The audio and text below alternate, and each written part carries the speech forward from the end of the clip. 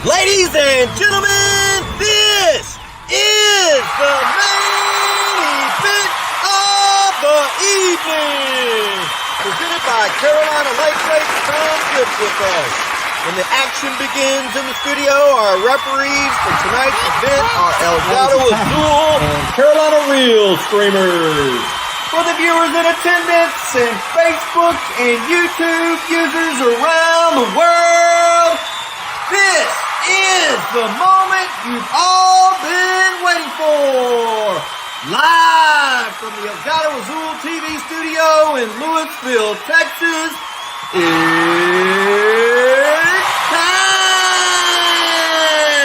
time! What's up, slime lovers? I'm your host, Chris, a.k.a. Elgato Azul. Tonight, my partner in slime is MIA. I got my boy, Vess Cooks, one of the best anglers I know, filling in for Jamie Dunn. What's up, Vess? What's up? What's up, fellas? How's it going, buddy? And I can't complain other than the weather.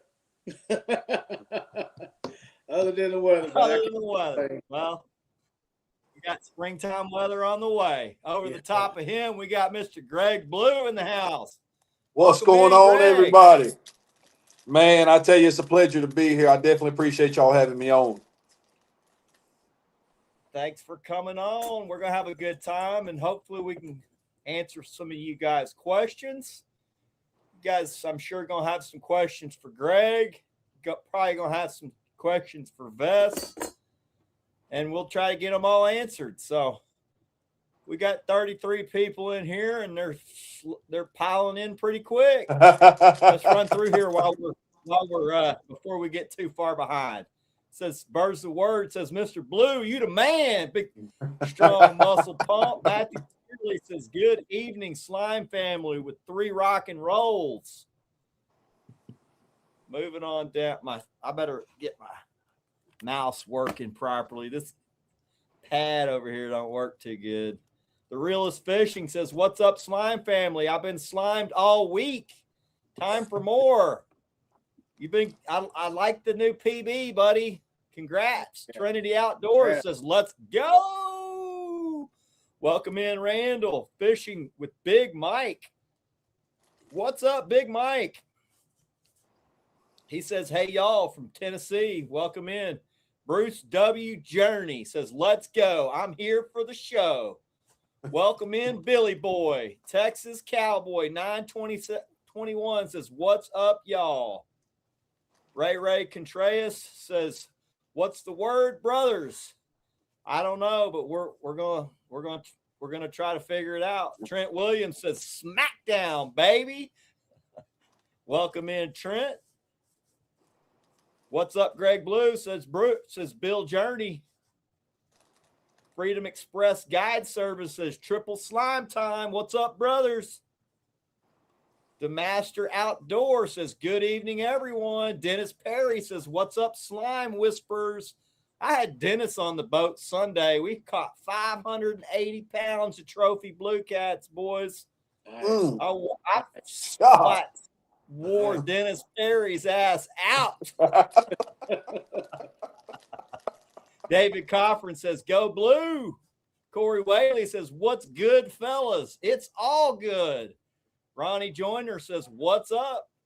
Tex Cajun says, what's up, y'all? Eagle Eyes Juan Tienda says, good evening, slime family. Thomas Herman, good evening, fellas. Welcome in. Our slime is frozen, says Big Mike. Yep, I hear it's frozen for a lot of you boys up northeast. So Yeah, buddy. we're about to have 75-degree temps here. It's going to be spring-like. Wanted that one People more are like, cold you're going to front. go too shallow? I'm like, not yet. I wanted one more cold front. Close. Stephen Full says, me and Levi have loved following Greg Blue and his story. Yes, Congrats sir. to you, brother, on all levels. Yes, sir. David Coffrin says, you guys all rock. Kendall West, good evening, slime lovers. Congrats, Blue, on joining the Mad Cats fam. Good to have you with us. Good to have you with us, Greg. You're gonna love it over here, buddy. I'm glad to be here, brother. Flathead Doty says, "Good evening, gentlemen." Doty survived a head-on car wreck with the parked something vehicle. He's lucky to be alive. Glad you Yes, survived sir. it, buddy. That ought to make you stronger. Hopefully, a little more grateful to be here. That'll do it. Mm-hmm. Mike Gibson says, what it do?" Owen Coke says, "Evening Slimers." Wendell Vaughn says, "Let's get slimy. Let's get skinny." Skinny? You gotta know Wendell. I don't know any of us Interesting gonna be guy. getting skinny anytime soon. Oh man, Interesting guy. says Mr. Blue. All right, I'm trying to get through here, boys. Still sore, says Dennis Perry. Yep, it was a good trip. Ted Hobson says, "Evening again, slime folks." John Bubba New says, "What's up, people? Big strong arm." Trent Hall says, "What's up, brethren?" John McGrew says, "What's up?" Parker Lip, "Evening, folks." Justin Cox, "What's going on, fellas? We're about to get it on." Michael Spivey says, "What's up? Get your cast nets over at megaspreadercastnets.com. I don't know if that's really the name of it, but when I'm grown up, I want to be as good as y'all. 3. I don't know about all that. No. We're weekend warriors. Oh, I still get skunked sometimes. Nothing wrong with it. Mr. Blue, why the switch over from Mad Cats? Let him answer that one privately. I don't know, but You he knew may not you want ought to to talk knew about that. you ought to knew that question was coming. We will not be answering that question.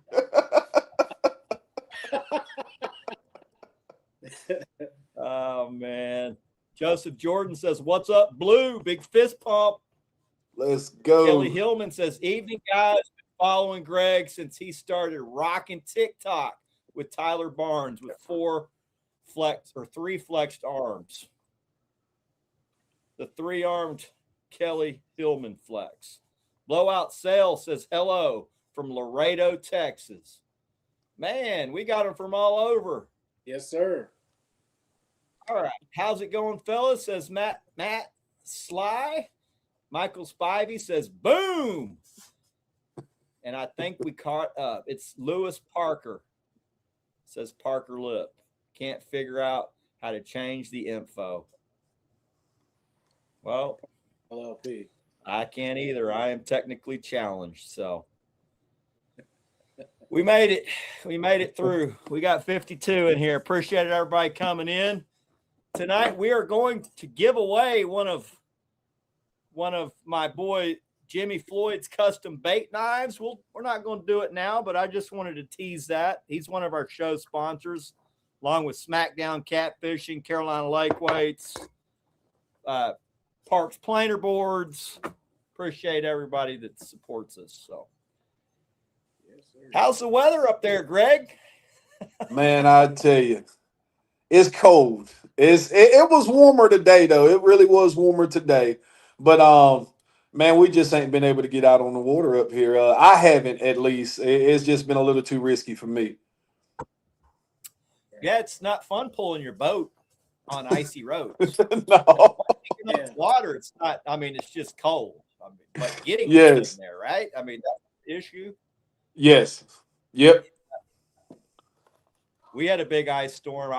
I drug my boat all the way to the about an hour to the lake.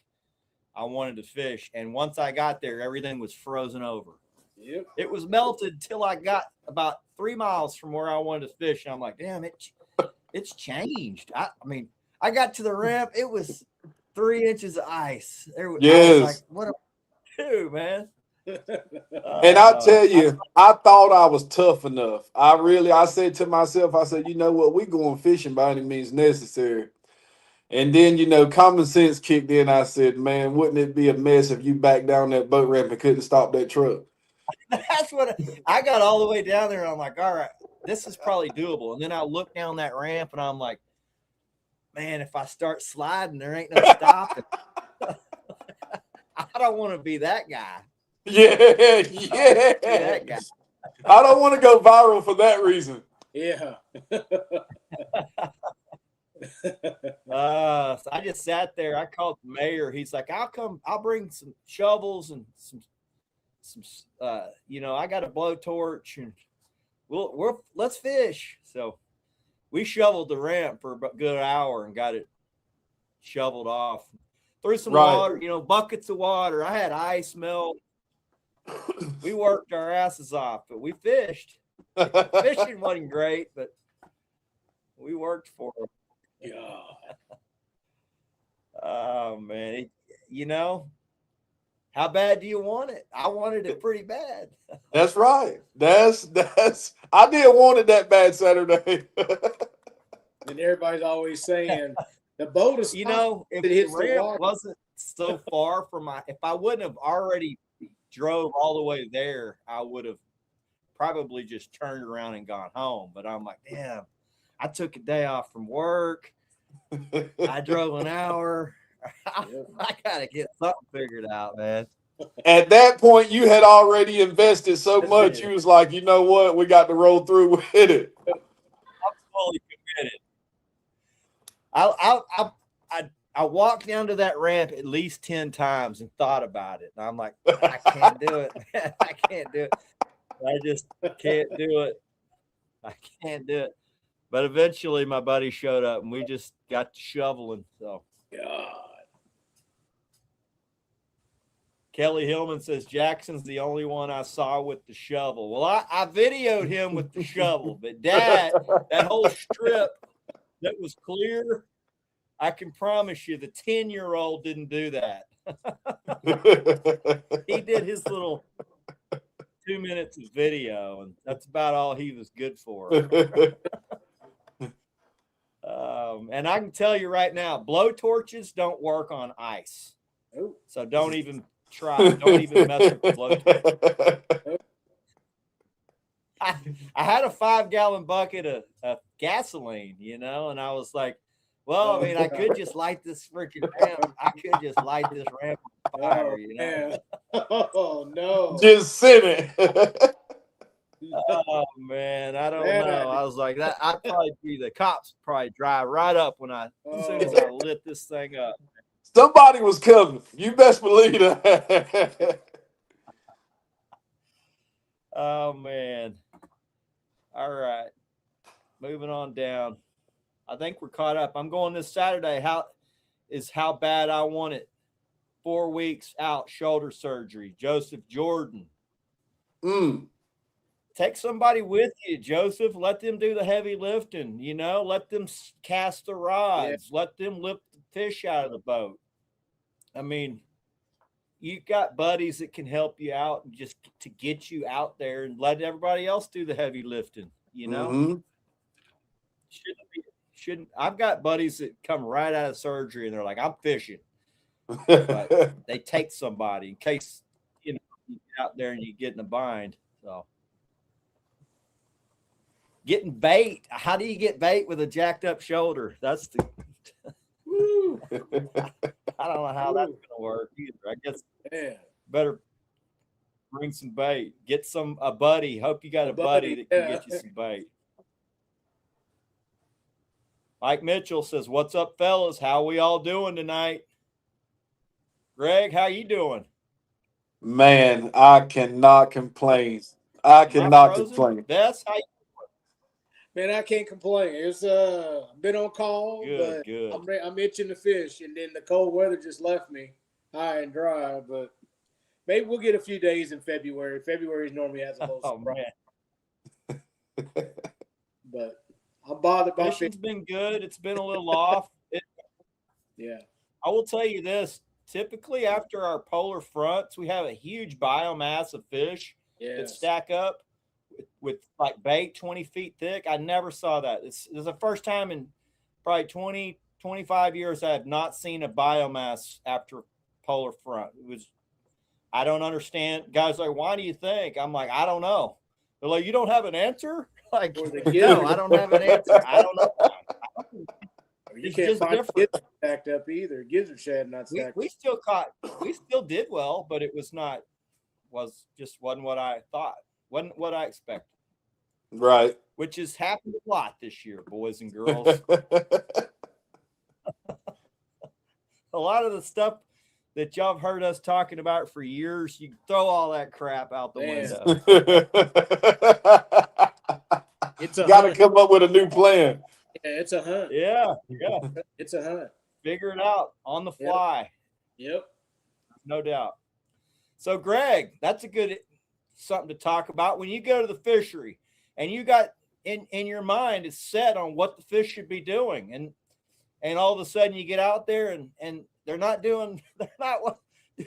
didn't get the memo. What do you do to find fish? What do you got to do? How do you make your adjustments? Man, I tell you, I try to fish in a couple different conditions just so that prepares me for that just a little bit more. But man, I'm going to tell you, you may start off one way and just try a couple different techniques. I mean, the way this thing works down here, as soon as you think you got them figured out, it changes. And I mean, it humbles you now. It really will. There's been plenty of times where I went out there and I thought, well, you know what? I'm probably going to do good. And then have the worst day ever. It's like, well, where did they go? There's no bigger way to jinx yourself than to tell all your people, I'm about to go do this, yes. on. I mean, that's the surefire way to shoot yourself in the foot. Yes. I do like the first thing I'd say I'd probably do though is, try a different little bait selection. You know what I mean? Kind of put a variety out there and see what's going on, see what they're hitting. And, a lot of times if you can find the right bait for that right moment, you're going to put yourself in better shape. I agree with that 1,000%. That's definitely one of the things you got to figure out that pretty much most of the year, but certain days it makes all the difference. Yes. You don't want anything but something specific. That's it. Yep. And it might be a specific size of that specific bait. They might just be wanting something giant. They might be wanting something a little bit smaller. And I have noticed that. Best breaks out the FTF jersey.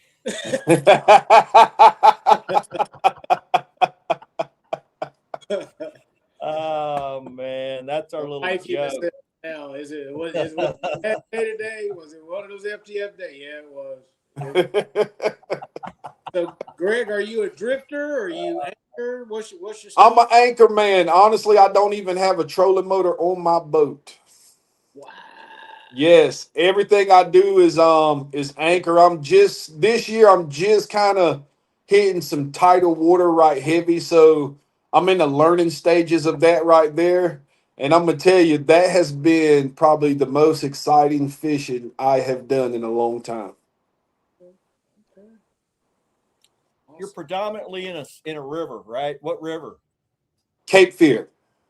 Oh wow. Okay. Yep. Cape Fear. Yeah, it's a big board. That's got quite a bit of flow or seasonal flow. It depends on where you at. Now, it does run all year long, but there's times where the water gets low and a little wind gust come through there and might blow you backwards. Now, if you go down there toward the coast, you're going to get the tidal water, which means you can always find some current. Yeah. Which do you prefer? The tidal section or the upper section? I tell you what, I don't want to fish the upper section no more since I've been down there to the tidal section. There's some stuff down there. Fish the tidal. They're like, I'll tidal all day. Well, the bait, there's plenty of bait. And if there's plentiful bait, there's a mondo lurking somewhere. You know what I mean? I will say I have been more successful in tidal water and just a couple of trips that I have been in a good while, man. I like it. I'm going back. We fished all the way down by where the brackish kind of where there's a brackish line where the salt meets the fresh. Well, I'm in Like how where, far down are you in the title section? so I'm actually going into some pretty, brackish water right now. Oh wow. Yeah. So, probably some of the places you kind of wouldn't think that, those blues and stuff will be hanging out and even flatheads, but they're there. Wow. That's good to know. Do you So think do you think the fish have different in more of a brackish water element versus their normal freshwater?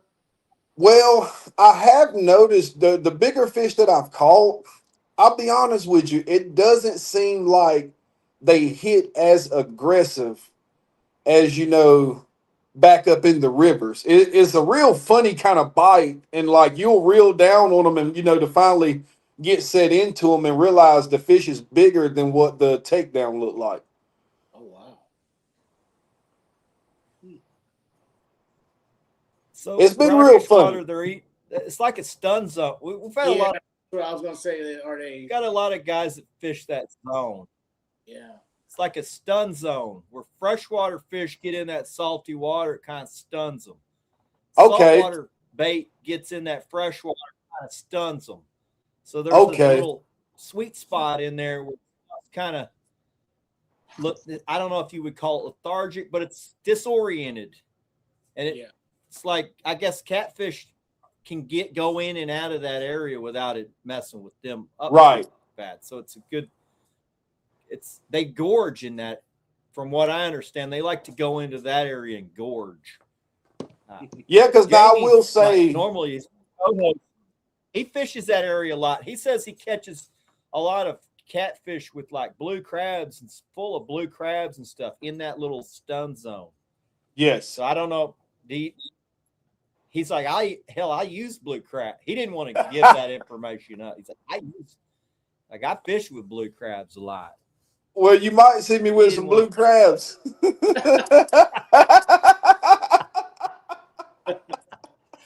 Oh man, whatever it takes.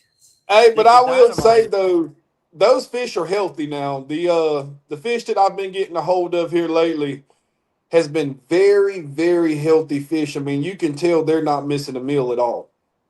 Yeah. Well, salt, they put that like if you're an aquarium guy, to make your fish healthy, you add a little bit of salt. If you're keeping live bait, you add a little bit of salt, gives them a better slime coat, makes them more lively. I mean, it seems like that would do that. That's the natural, probably what's going on naturally right there. It makes those fish healthier. Right.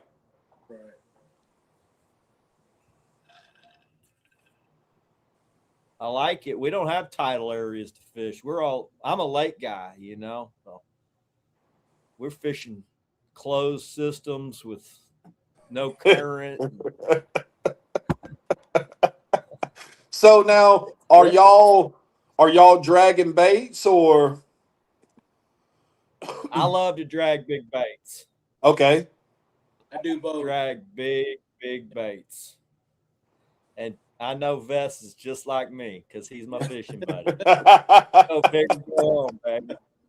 Now, see, up here, depending on where you are, like the Cape Fear River, I ain't saying there ain't no places in there you can't drag baits, but there's a lot of places that you probably, you probably would use enough tackle you may have to take out alone because there's some stuff in there. Yeah. Yeah, it's a river. A lot of cover and stuff on the bottom. Yeah. A whole lot of cover. Yeah. Yeah, you pretty much got an anchor on that, Mm-hmm. Wasn't that a logging river too back in the day, Cape Fear? I want to say they did float logs down the Cape Fear, and I think the Noose River, honestly. Yep. Yeah, Stephen Cox says, I'd fight a catfish to eat some blue crab. Julie's Gone Fishing says, the man, the myth, the legend, Old Blue. I don't know about that one. Brad Sparks says, hey, Slime family, hope y'all are doing well. Great to be a part of this family. We're glad you're with us, Brad. It's you guys that make this thing work, so it wouldn't work without y'all. Yep, that is right. Mike Gibson says, between the LCW and the Thompson Creek holds huge flats. Is that true, Greg? He said between the where? Between the LCW and the Thompson Creek holds huge flats. Well, I'll be honest with you. I've been down where I'm fishing at probably about 4 times now. So I am just getting to learn that area, but I will remember them names.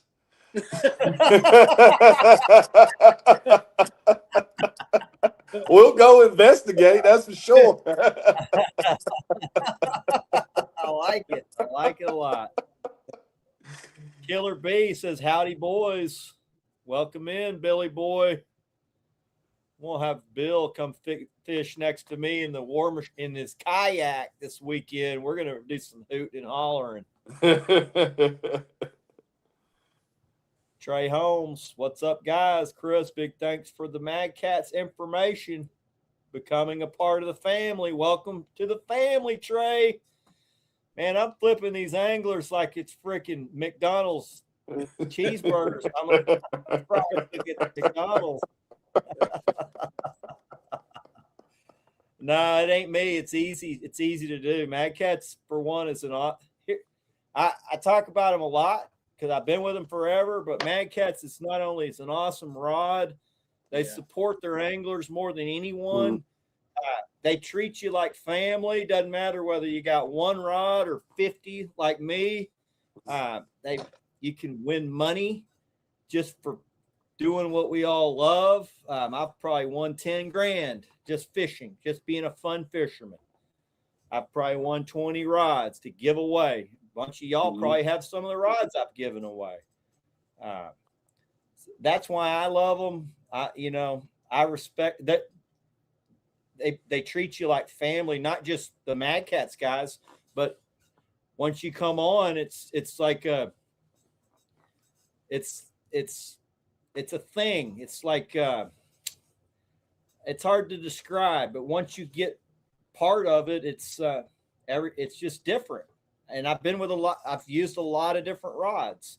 Not just saying that because I'm on the team. I got on the team because I loved what they were about, and I got lucky. I got in at the right time. But a lot of you guys use Mad Cats, so y'all know. Y'all all love them like me. Vess uses them. He's been on the Mad Cats deal for a long time. Greg, you're on it now. You're going to see. I mean, I'm sure you've seen from the outside, or else you wouldn't be here. That's right.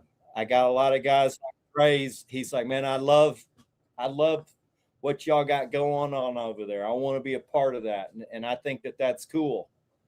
To want to be a part of something. It's more than just a fishing rod. It's a lifestyle. It's like a brand, a life brand. You just become part of something. It's cool too. It's cool.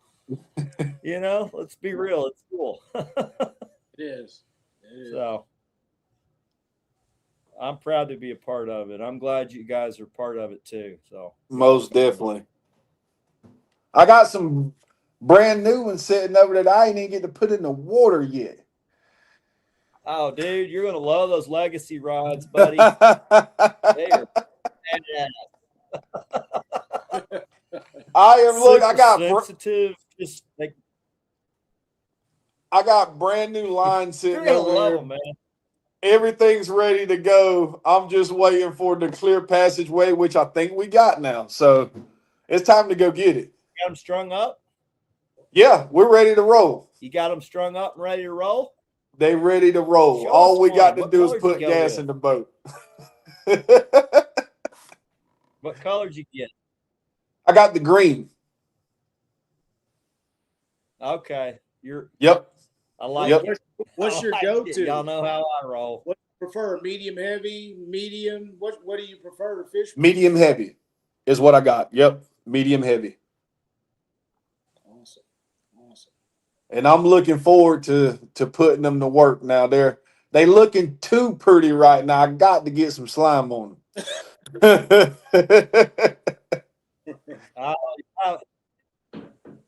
You'll have them slimed up in no time, man. I already know. Kevin Walter says, "What's up, fellas? Welcome in." Stephen Love Jr. says, "Evening, gentlemen. Glad to coming to and after a 16.5-hour day." Dang, Stephen. Putting in that fishing money kind of work. You're going to be fishing hard, buddy.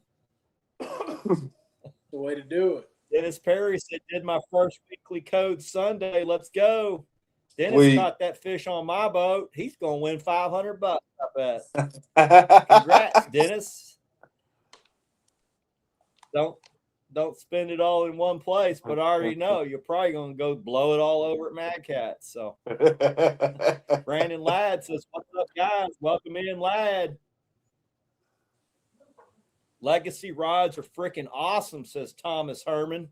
Trent Hall says, "Legacies are another level." Ask Greg what made him go with the switch. We already did. He's not going to go into all that.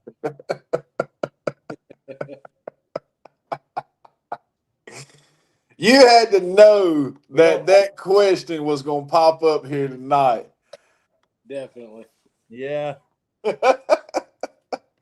What kind of line do you use? You're a mono, you're a braid guy? What are you doing? 150-pound braid. Whoa. He doing for alligator gar. 150-pound. And look, here's the reason why. Because, like I told you, we got a lot of structure in our rivers. I mean, like, it is saturated. So, I mean, when them fish get down in that structure and that 150-pound braid a lot of times will help you out. Now, there's some times where they just get you in a situation and you lost the fight, you know. But it is loaded for bear, that's for sure. But I feel confident. That's what we use for alligator gar rig here. 150 pounds. Good Lord. Yeah, I use 150 on those gator gar. Yeah, I will say we rig for gator gar. He's rigging for use for gator gar.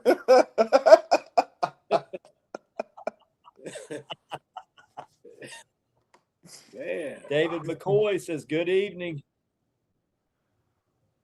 Blue, I got lodging and food taken care of for you. Just head on to St. Louis," says Stephen Cox. St. Louis. That's on my bucket list. I got to go fish the arch. I got to go fish the arch. Yeah. I got some hardcore fishing buddies that are there. Yep. Oh, yeah? When you go, you let me know. Get you in contact. 100-pounders they catch 100-pound fish down here. Man. Yeah, lots of triple digits come out of that area. So who's in the triple digits on here? Not me. Me neither. Not me, son. We've only had a handful caught out of Texas, and I ain't one of those guys that caught it. Everything's bigger in Texas except for blue cats. we grow them consistently up to about 80 pounds, but most of our fisheries, they don't get over 70. What about your fishery? How big do they get out? I mean, I'm going to be honest with you. There was a 100-pounder that come out the Cape Fear River, I want to say, if not last year, the year before.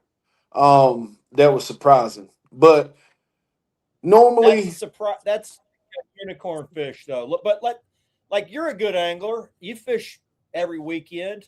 What's your apex fish for the year usually? What's the big fish of the year? If I can get into the 50s most of the time, there will be some 60s, and I've heard of some 70s being caught, but I've seen maybe like a 62, 63. But normally if you can get into the 50 range, depending on, let me say this, depending on where you at, because there is some of these guys that do some big things in some of these lakes and stuff around here. But just for the Cape Fear River. Right. That's different. I'm talking Yeah. about your stretch of the river. 50s. If you get into the 50s, like you've done good. Yeah. That's all. That's pretty much all our lakes as well. 50-pound class fish is a trophy fish. Yes. You know, if you're getting into the 60s, you're pushing a lake record. Yes. For most of our lakes. 70s, you got it on 90% of our lakes. You got a record. If I catch a 70 in the rivers that I fish, I tell you what, I'd feel like I have accomplished it. You know? Yeah, I'm feeling good too when I get one.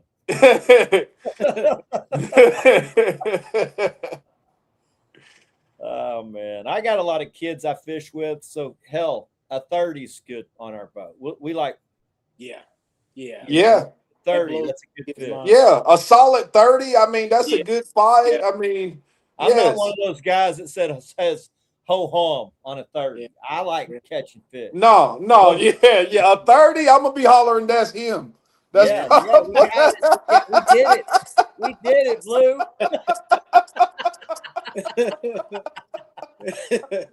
You know, sure. He said it's all everybody on the lake's gonna hear us. Yeah. Hey, and I've seen sometimes, to be honest with you, on them slow days, I ain't that 15 or that 20. You know, it'll get the jinx off of you. Oh yeah. Yeah, you feel a lot better about the day. Yeah. There's no doubt. Oh man. All right. Average Joe says spent last week fishing Venice, Louisiana.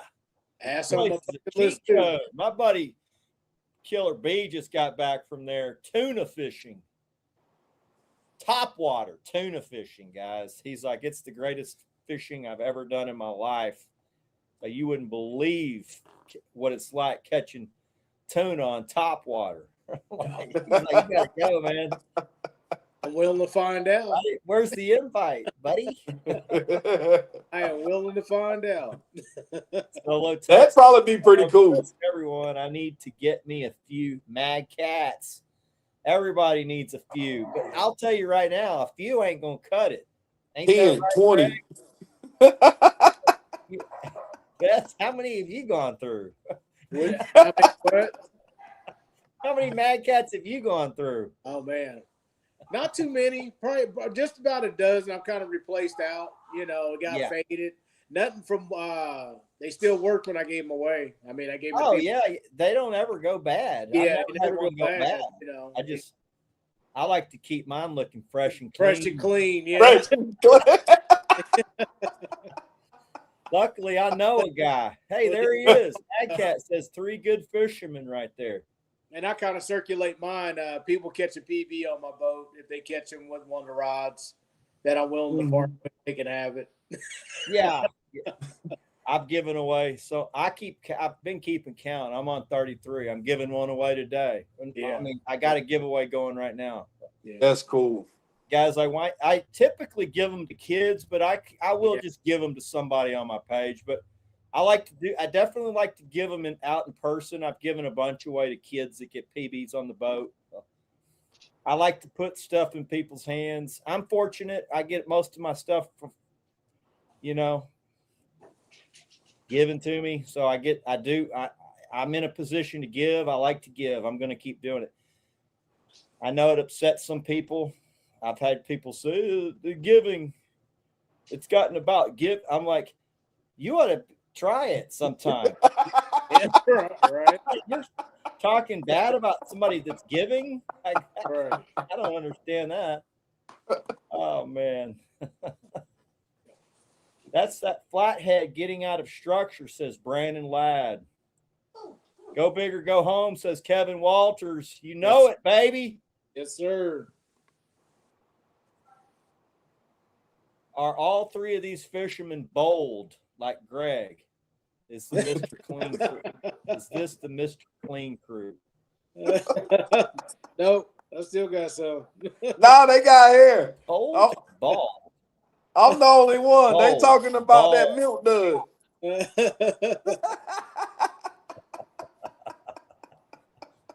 I give it the low maintenance shave though, so I ain't got to get up and do nothing to it. Hey, that's what getting skunked to give you right there. You get skunked enough. Oh man. Y'all do got some fine looking beards, gentlemen. That's the only thing I got left. I got to take care of it.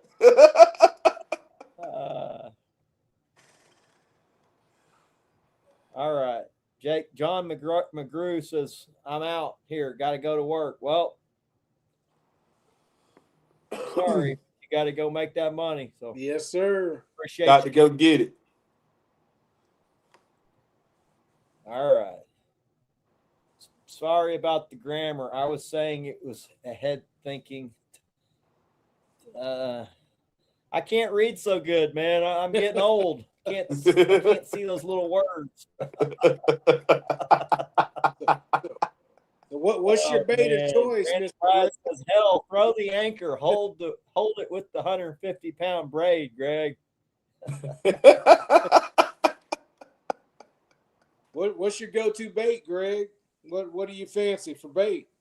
My go-to bait, honestly, is gizzard shad. Really?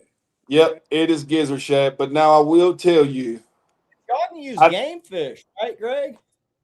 Oh, I will put a bass on there now. hey, look, I'm just gonna be honest with you now. I will let them old flatheads go to cutting up. I'm sorry. I know how everybody feels about it. I get it, but he going on the hook, you know. You're not hurting anybody's feelings in here, buddy.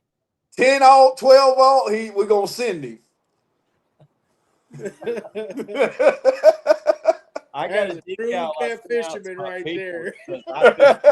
Everything else is bait. Yeah. There's Tim Scott. He says, "There's Chris, the giant blue cat lake master." I appreciate that, Tim. We're gonna get Tim back on soon. He's one of our good buddies. He's going to try to get him to come on with William Oliver. Wouldn't that be freaking nice? Want to hear those boys talk about the intricacies of catching giant flatheads. Timothy Blackburn says, "What's going on, everyone?" Uncle Timmy. What's up? Oh, man. All right. Moving on down. Joseph Jordan says 77 pounds is his largest fish landed. Well, that's a giant, Joseph.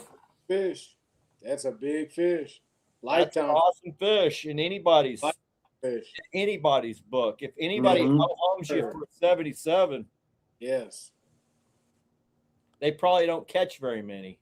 I would say in our state, 50 and up is a respectable fish. Anywhere, 50 and up is a respectable fish. I agree.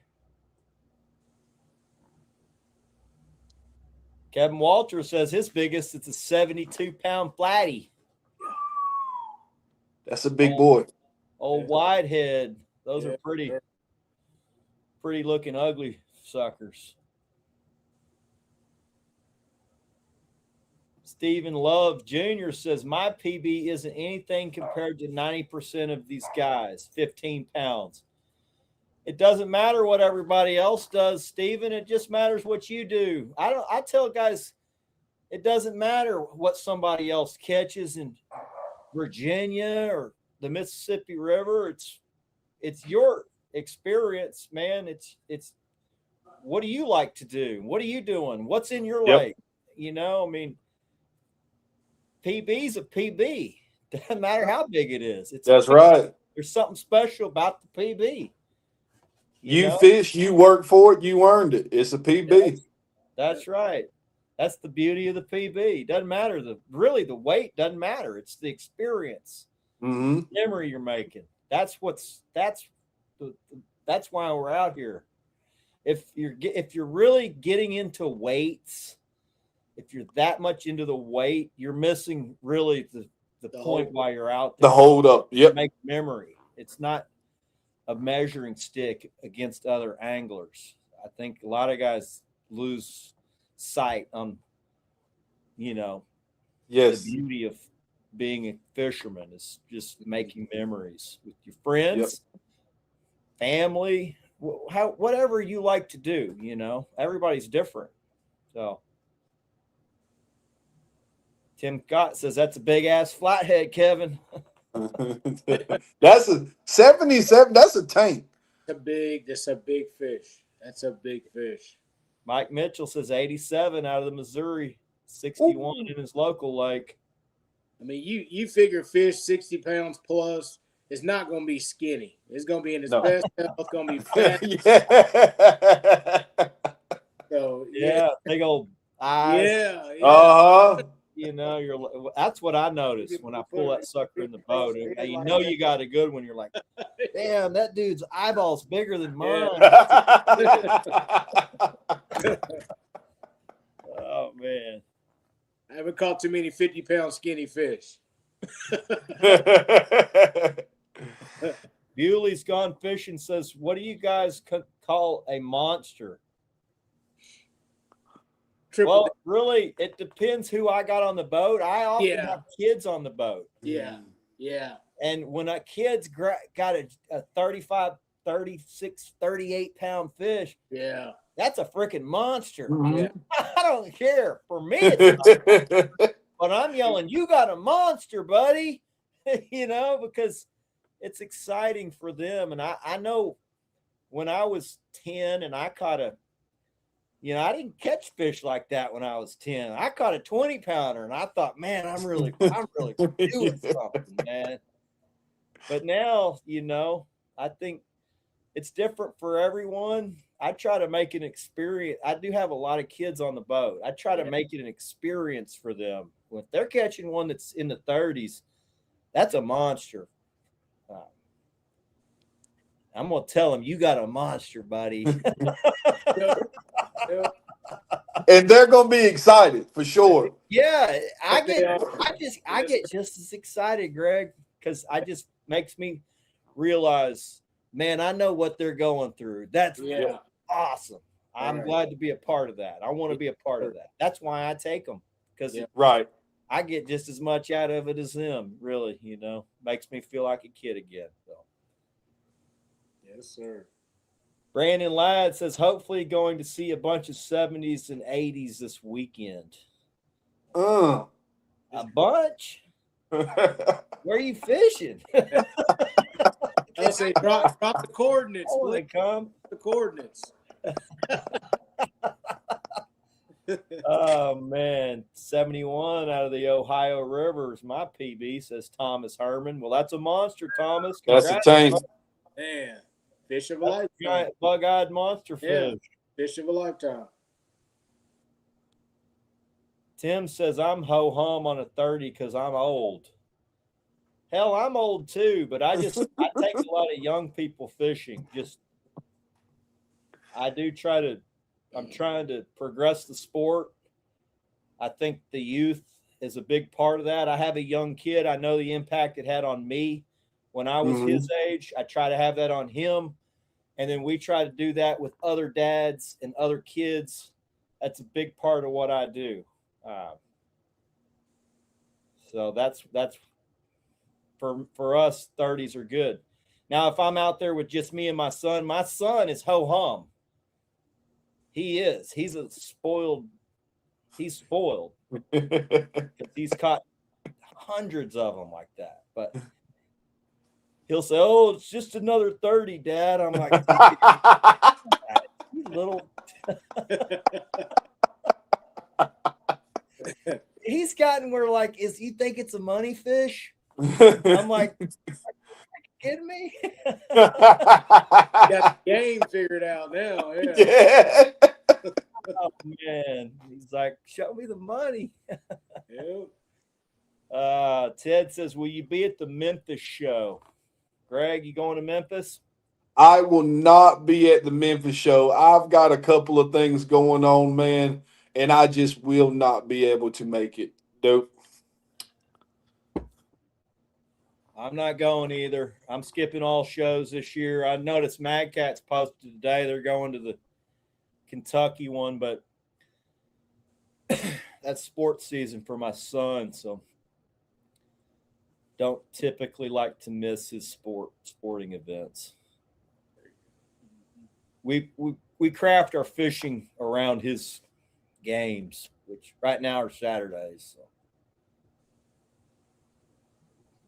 How those new hooks been selling, Chris? Man, they are flying off the shelf. People are loving those German alloy Action Jackson 10-0 hooks. They're my son's signature hook. People are loving them. They loving them. I switched my trailing hook to that, man. I like to say I got good results out of it last trip. Good. Yeah. Be careful sticking your finger in the bag, because yeah, they will light you up, boy. All right. Chris, the reason why the blue cats are so big in Cape Fear is because all of the dead bodies that get dumped in there. There's a lot of history around that area, though. They Cape Fear, they push logs. There's a bunch of railroads that end up getting washed out. There's a lot of sunken treasure, so to speak, there in that area. But there's probably a good reason why you can't drift it. Yeah.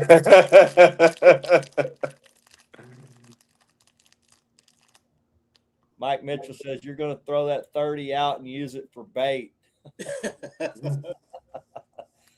I was with Trent. We caught about a 2-pound blue. He's like, I probably shouldn't repeat that. Never mind.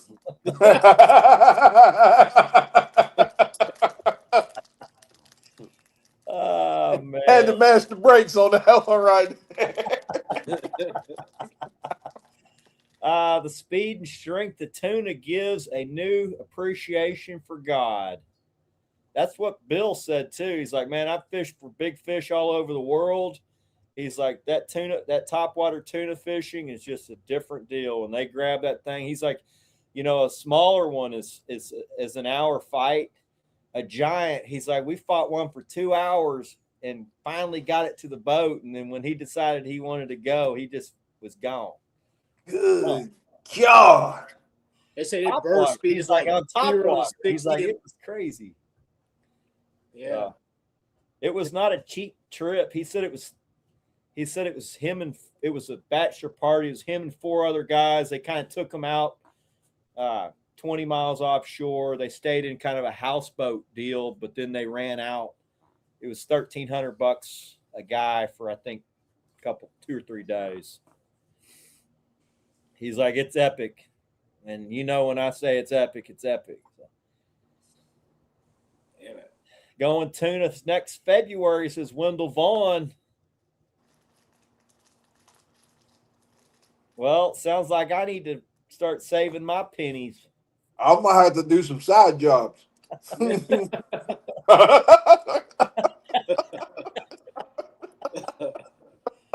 I want to come fish with you, Blue, says Joseph Jordan. I'm a God-loving man. We get along just fine.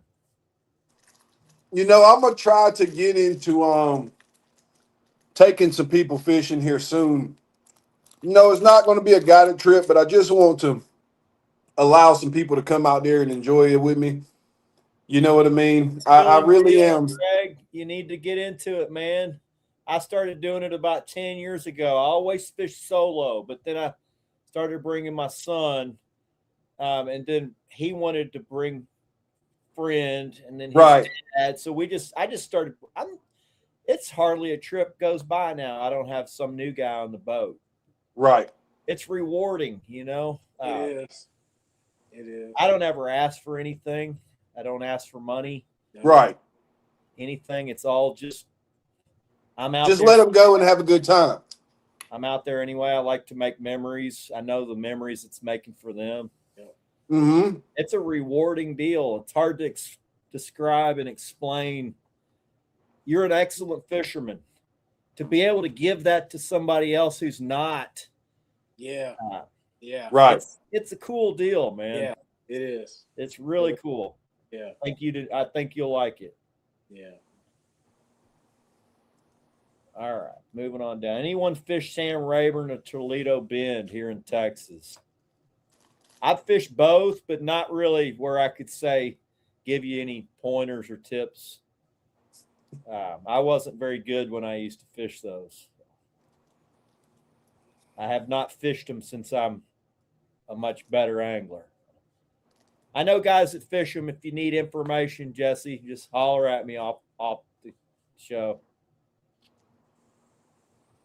Ready to try out my new Mad Cat's bumping rod this spring, says Mike Mitchell. Heck yeah. Greg, do y'all do any bumping on the Cape Fear? Or? Only thing I've ever bumped into was a log. I bet you bump into a lot of those. Greg's going bumping every weekend. I'm telling you, your best bet on the Cape Fear River is to drop an anchor and stay there. And then when you put out 8 poles, you're probably going to get about 6 back if you're lucky. Yeah. But no, man, I am looking to I have some different opportunities this year to go fishing and experience some different things with some different people. So I'm really, really looking forward to like expand, you know what I mean, my knowledge and get into different sorts of fishing. Yeah. You probably know a ton of high level guys. So to get to go fish with different guys, different fisheries, different techniques, there's something cool about that. Learn some different things. You know, I don't want to get so complacent in what I'm doing and that be all I know. And then it's time to go fish a tournament. Well, you know, you can't anchor a lot of times on these lakes. That just ain't. These guys pulling boards gonna wear you out. Yeah, pretty much. Yeah, I never understood the guys that have animosity towards other good anglers. I've always been the type of guy where I want to be friends with guys that are good. That's why me and Vest became good friends. He's hardcore, crazy ass cat fisherman like me in Texas. He's been doing it about as long as me, basically forever. Right. We're both from this catfish deal here in Texas. We became good friends. I think it helps you to be friendly with other anglers and to try to That's right. Share your experience with them. It'll make you grow.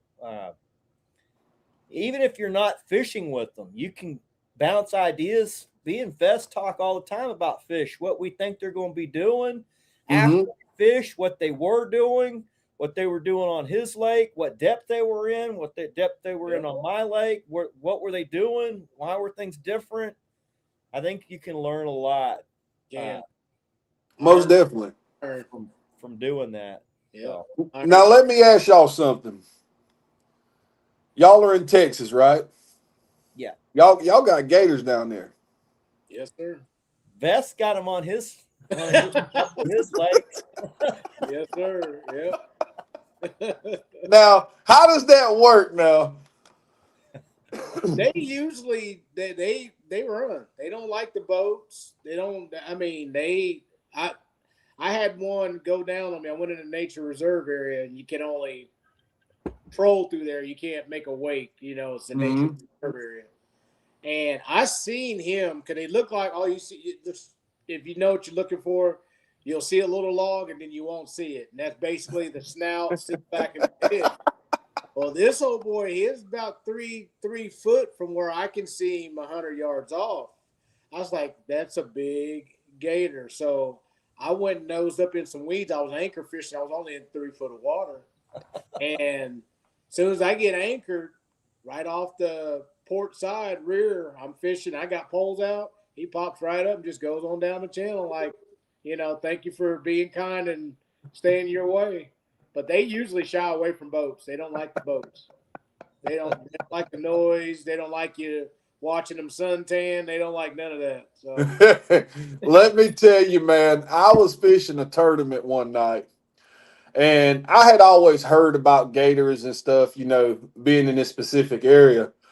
And I had a buddy with me. It was back when I had my other boat, little 1648, just getting started and stuff like that. And I kept hearing something kind of roll off there in the distance. Well, people told me it was a shallow area, so the blues would come up there and roll. But this wasn't no blue. I had done seen the eyes and everything. But I never told my buddy quite what I was looking at because I'm like, I don't want to make him paranoid. So I'm just going to kind of keep it to myself. And look, man, this thing came up beside the boat. And when it rolled, it kind of hit the boat a little bit. And he still thought it was a fish to this point. And I've never told him this. And if he's watching it now, he's about to learn it. I told him, I said, yeah, I don't think the fish biting here. We're going to go ahead and move spots. Oh man. Oh man, yeah. I am scared, man. We got a couple down here, not many. I have heard though, as you get more down there to the coast, to the brackish water, that you start to see them a little bit more. They're all over Texas, all over. Yeah. Matt Sly says, "How can I win one?" I don't know if he's talking about a Mad Cats. I'm giving one away on my page right now. You go try to win the gator all you want. I've got two other ones. I got actually here. I'm gonna give this one away next. After that one, I got a pink one. I'm gonna give away too. This is a VIP.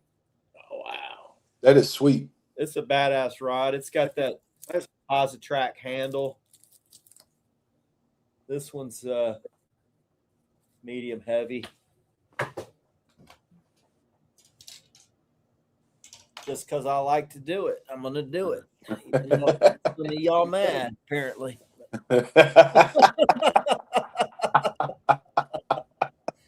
Not like I get anything out of it, except I just makes me feel good to put stuff in people's hands. So, what kind of terminal tackle are you running, Greg?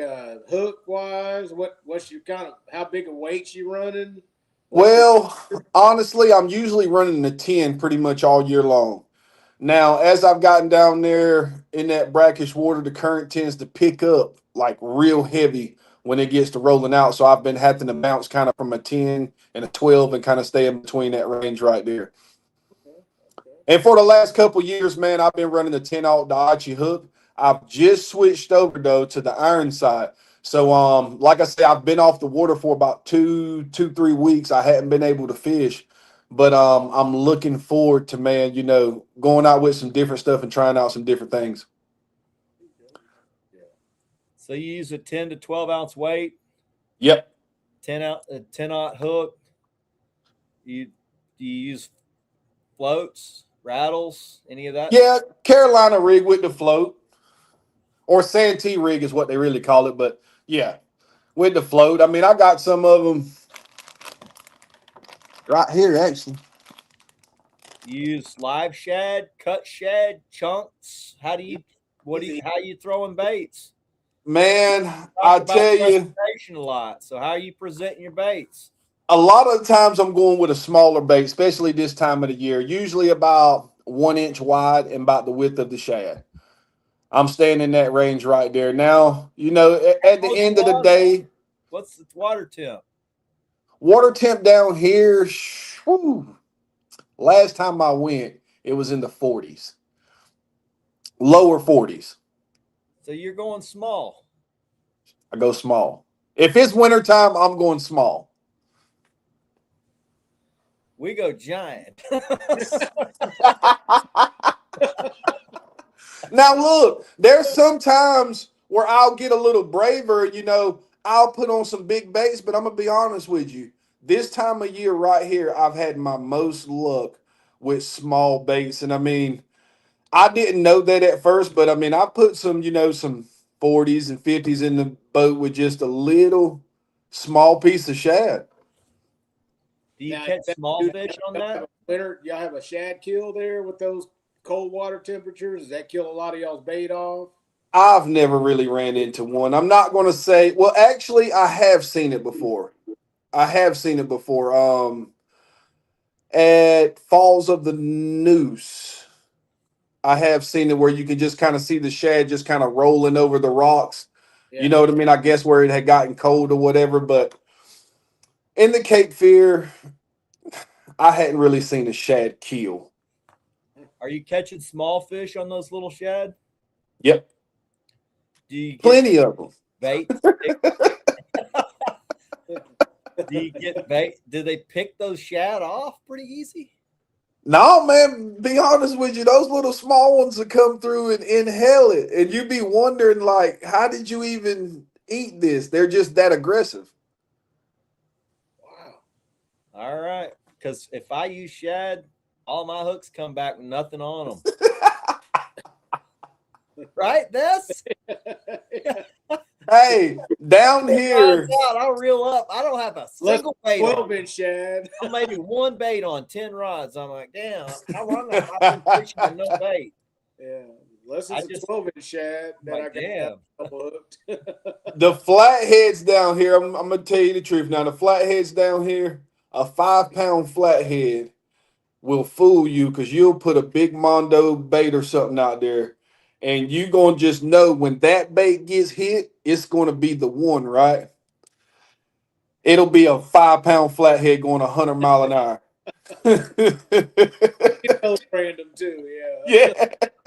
Little 10-pound blue, yeah. Yeah. So how many, like, if let's say it's a good day, how many fish are you catching? I mean, how many, let's say 20-pound fish or overs. How many overs are you catching on a good day? I mean, and then how many total fish? Like, what's a good day on the river? A good day on the river for me is probably like 2 overs, to be honest with you. Couple of fish over 20. How many? Yeah. How many fish total we catch? Like unders. 10? Usually, no. I'd say usually for me, probably about 7. Okay. Yes. How long are you out there? I'll usually go out there in the morning, probably get set up in the first spot around about 7, and then fish till probably about 2:33. Okay. You're moving. How many spots in a day? How much movement are you doing? How far are you moving? Well, you're resetting up. Like in the water that I'm fishing right now, I'm usually giving the spots probably about 45 minutes. I'm noticing that 45-minute marker is when I'm starting to get the most, I'll get a bite around that 45 minutes. But I'm not going to sit there that much longer than that in the wintertime. Because it's either they're there or they're not. You know what I mean? So I'm going to give it about 45 minutes. And I like to try to make me a triangle in the area. I don't just like to hit one spot in the area and leave, because I've been in that position before and let out 50 foot of anchor rope and drop back 50 foot and catch fish. Yeah. So I'm gonna bounce around a little bit in that area and kind of work 2 or 3 different spots. And if I ain't got nothing, then I'll make me a little bit of run and get to a different area. How are you finding your area? What are you looking for? Are you looking you looking for fish on the graph? You're looking for cover and structure? I love ledges. Both. Like I love ledges, and I love underwater structure where can't nobody really see it from the top. That is what seems to get passed up a lot, because no one can't say, well, there's a log jam. You know what I'm saying? I want to fish that log jam. A lot of people drive right over them spots, but usually now, if you can find like a couple of logs or maybe a tree laying down there, that you can't see from the top of the water, there's a lot of times where there's a fish laid up on it. Yeah. I like it. All right. I'm trying to keep caught up. I don't have Jamie here to crack the whip on me, so You're doing pretty good. I'm bad about keeping up. I'm doing pretty good tonight. Yeah, you've been doing pretty good. All right. John Young says 70, 80 pounders are small fish. 150 pound plus sturgeon is my jam. Well, I mean, that's similar to alligator gar fishing. 100-pound fish are pretty common. Mm-hmm. I mean, last time me and Vess fished for him, we probably caught God. 10 over 100. And I mean, I think we caught 3 7-footers. Yeah. Those are over 200 apiece. That was an epic day of fishing. It was a good day. Greg, you need to come down and do some gator gar fishing, man. I tell you, I'll be looking at it online. I'd like to try it. You like it, buddy. It's a man. Woo. Woo. Yeah. It'll make you question your love for blue cat just for a little bit. It'll make you question just for a little bit. Yeah, I see questions online, guys. Like, would you rather catch a 100-pound blue cat or a 300-pound gator gar? I'm like, give me the gator gar. Do both. That's a different animal. Yeah, come on down, man. In the spring, when there's flow, it's good, huh, Vess? Yes, sir. I'll have to give that a shot, man. I look at a lot of guys, they do it. I'll be seeing it online, and I'm just like, I mean, they set hook, and it just like chaos breaks loose. Yeah, it's an explode. I mean, it's a solid 15-minute fight of about 4 hard runs of 100 yards. Yeah. When you know, and you don't do anything, they just go. You just hold on. Once they stop, you know, you can get their head pointed and you bring them back.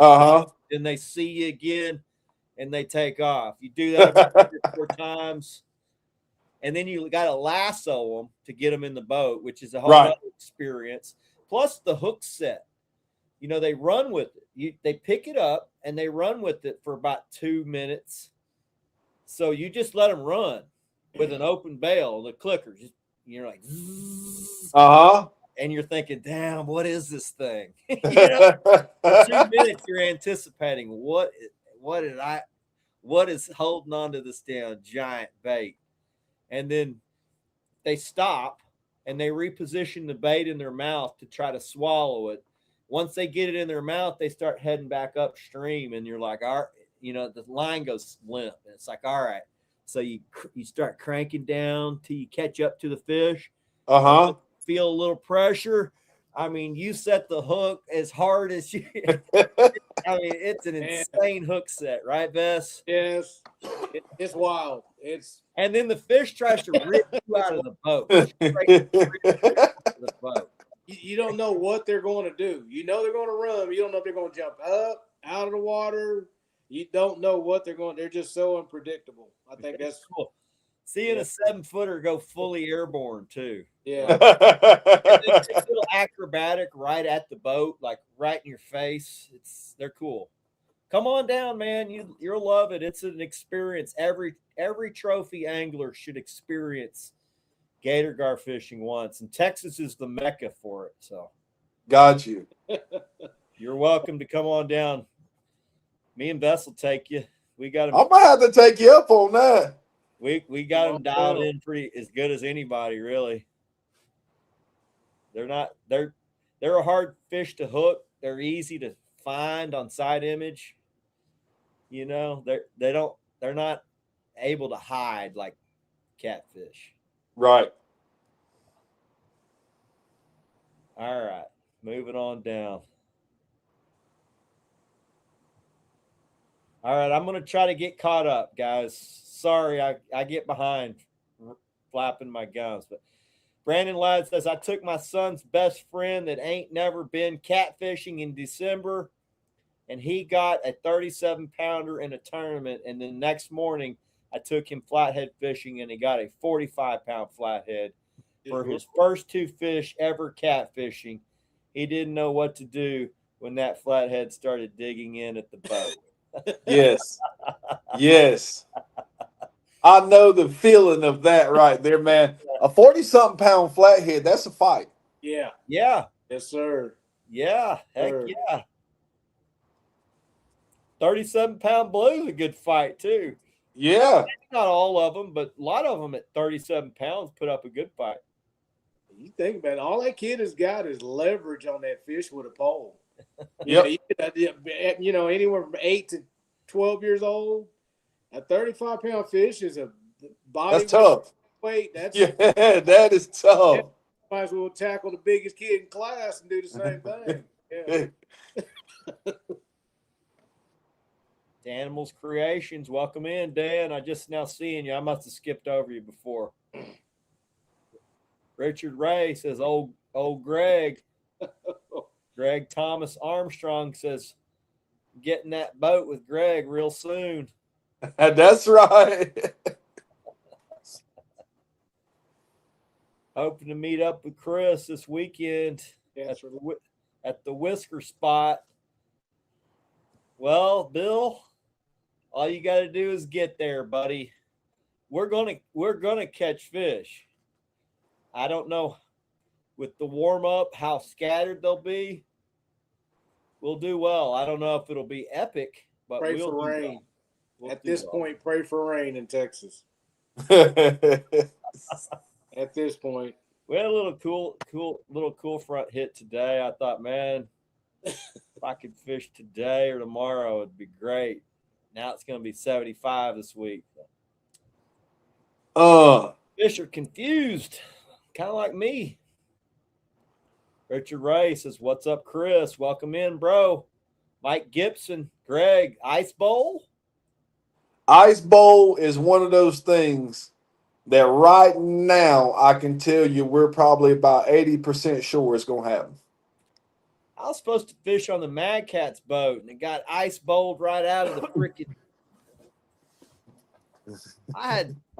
They had me put up, blown up. I'm like, damn, I was feeling important. And they're like, nope, iced out, buddy. You ain't coming. So I know they rescheduled it, but I'm like, I don't, man, just to have to plan all that. And I'm like, yeah, maybe I'll wait till next. Now on the Ice Bowl, I could possibly be on my boat, or I could be on somebody else's boat that's still up in the air. I may be on someone else's boat during the Ice Bowl. Yeah. Eagle Eye said, yeah, I hope they got a heater. Eagle Eyes TN. All my teammates are like, Chris, you're going to freeze your ass off coming from Texas. Hey, when I tell you it gets brutally cold here, like it gets brutally cold. I know. What do you run for your winter wear there? What do you do?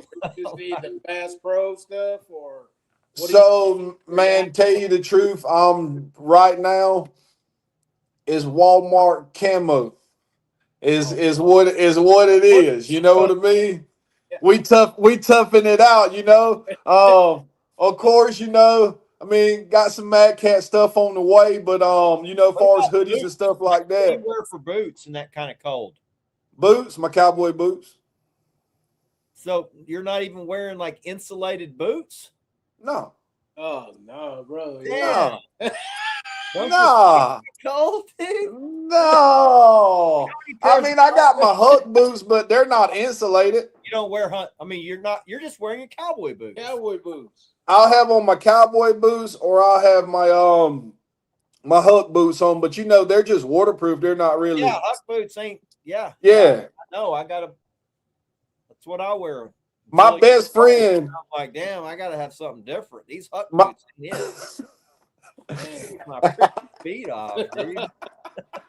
Regular cowboy boots is some cold. Woo. My best friend is that propane tank with that heater head. Okay. Okay, so you got some heat out there. Yeah, so I'm just a center console, no enclosure. When I leave the boat ramp, I mean, it's brutal till I get where I'm going. Yeah, you make that windshield tall as you can, don't you? I be tucked behind that thing like that right there.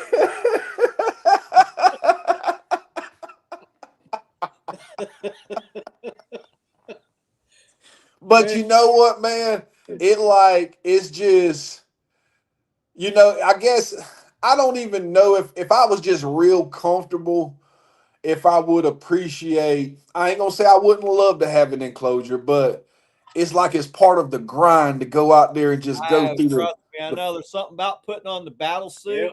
Yes. And look, when it's really bad, you're the only guy out there usually. Yeah. I take pride in being the only. Yeah. Look, I'm the only dude out here. Yep. I got the whole place to myself. Yep.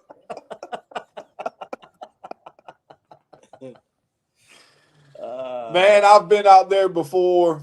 The net freeze, the anchor rope freezes up. You know what I mean? Yeah, trolling motor won't.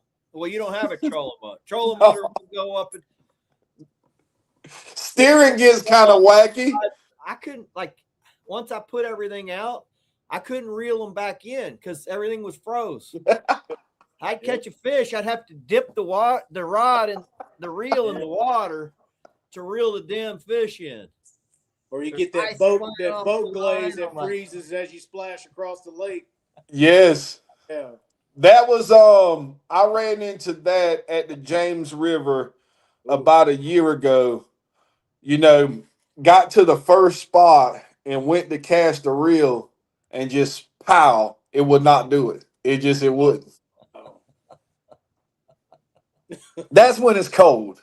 Yeah. Yeah, nothing wants to work right. No. You know what's worse? The worst thing is trying to get bait on a morning like that. Oh my, it is brutal. I've learned if it's going to be cold, you better bring your bait. And I've got to the point now where I even cut my bait the night before because I don't want to freeze out for 10 minutes with no gloves, cutting my bait. And I'm like, I'll cut the bait. Then you got to run to the heater. You know what I mean? Then you might can hook one or two and cast it. Then you got to go back to the heater. Yeah. Oh, man. I probably gave Trent one of the best laughs on his boat ever. I threw we were fishing, matter of fact, Tawakoni, net full of baby channel cats, 20 degrees out. So they froze in the net. Oh man, he laughed. So we go catch our bait up on what was that 718 or whatever it is, the bridge, and then you go all the way back out. Yeah, so all the way out there. I mean, the net standing up. It's so frozen, full of channel cats. That's your only net? And that was no. We had another net. We caught bait, but I threw it. I had to get them all out. It took the whole fishing trip freezing in 20-degree weather. Damn. It put like a pile of toothpicks on the floor of his boat when I got done. Oh, man. That's part of it. Sometimes you're going to hit those. I've gotten much better. Yeah. Recognizing what those are. Yeah, when they're all facing the right same way. No, that's not the right ones.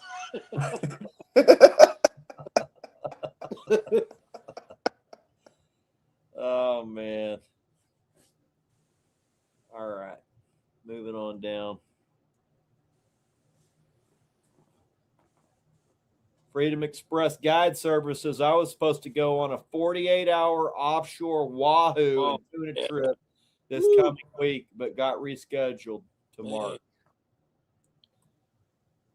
Yeah, I'd like to go. That sounds fun. The wahoo. Mm-hmm. First, brother, pick me. I'm first, brother. Pick me, says Graham Armstrong. Think he wants to go fishing with you, Blue. Armstrong is coming fishing with me. Yes, that's going to happen. Very, very good guy. He's even going to stay right here in the house. There you go. Yep. Alexander's Taxidermy says, "What's up, Slime Brothers? Did you fish today?" Trent's the mayor. He's the one that I called in for reinforcements to scrape the ice off the ramp. He brought the shovels. I got to put the mayor to work because I got it. I got it like that, you know. Oh, man. Lisa DeVille says, "Hey, Chris, sorry I'm late. Welcome in, Lisa." Lisa's son won the Mad Cat's rod last week I gave away. Awesome.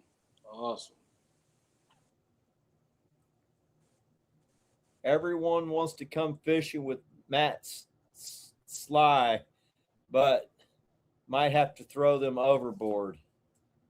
If they catch a record and not me. So since you got into the social media realm of the fishing, or do people versus before you doing it real strong, you doing it now? Do people find you a little more approachable, or you get just the random lot of people that want to go fishing with you now, or you get recognized? There's a lot of people.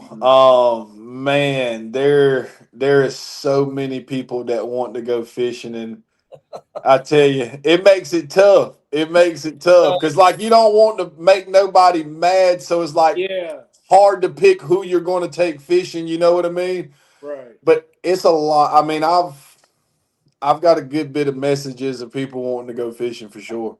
There you go. So here's the way I deal with it, Greg, because I got a lot of guys that want to fish with me. I look at it like this: if you want to fish with me, you're going to have to be friendly. Right. You have to be a friendly person. So to build that rapport, I'm not just going to take strangers fishing. I don't mind taking a stranger fishing. Right. I would rather take friends. We don't have to be best friends to fish, but you got to be friendly. Once you're friendly, I will take anyone fishing. I enjoy taking people fishing, but don't like being used because a lot of guys will just use you for your knowledge and then be gone. So I do, one of my requirements is you're going to have to be friendly and build that rapport.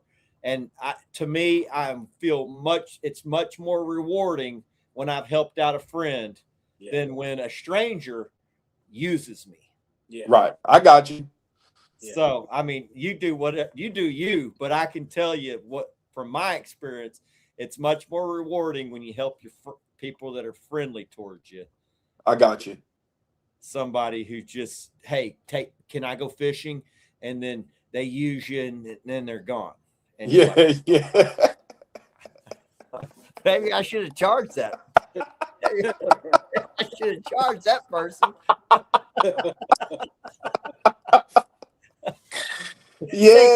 Guide service, I like to fish with friends, Right. And it'll probably make it more enjoyable too. Like you said, with somebody that's friendly, you know what I mean? Yeah, definitely. And the other thing is like-minded folks. So so, we don't have to be like, we're all from different walks of life, but similar nature dudes. Right. I think fishing with those types of people is pretty awesome. Right. If they're not like-minded, it's not very fun to be out there. I'll be honest, man. I'm like, damn. Yeah. I don't want to get 10 miles downriver with somebody and then have this total awkward moment. You know what I mean? Oh, man. Right. Yes. Stephen Cox says, I was a bass fisherman till 30 years old. Then I grew up into a man and started catfishing.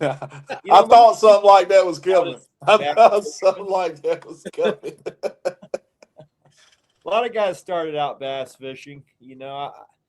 I would say, I bet Vess was a bass fisherman when he was a kid. No. Greg, what'd you fish for when you were a kid? Bass, and we pond hopped. I fished for bass.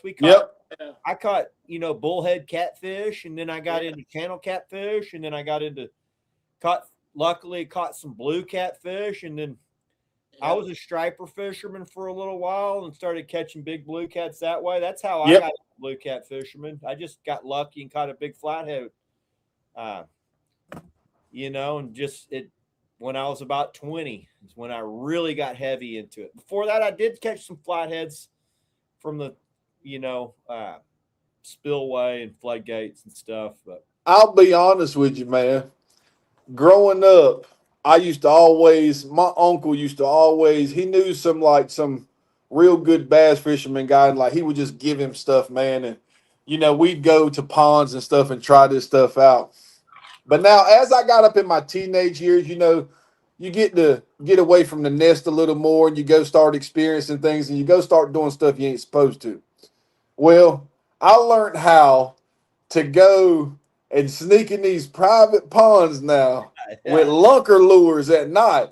Yeah. And I didn't know how exciting it was when you roll a lunker lure across a pond at night with a bass in it. And I know better today than to do it, but I'm gonna tell you, it was fun. Yeah. Yeah. It was We fun did now. the same thing. We'd sneak into the golf course. Yeah. Yeah. Yeah. Oh man. And man, Yeah. it was epic.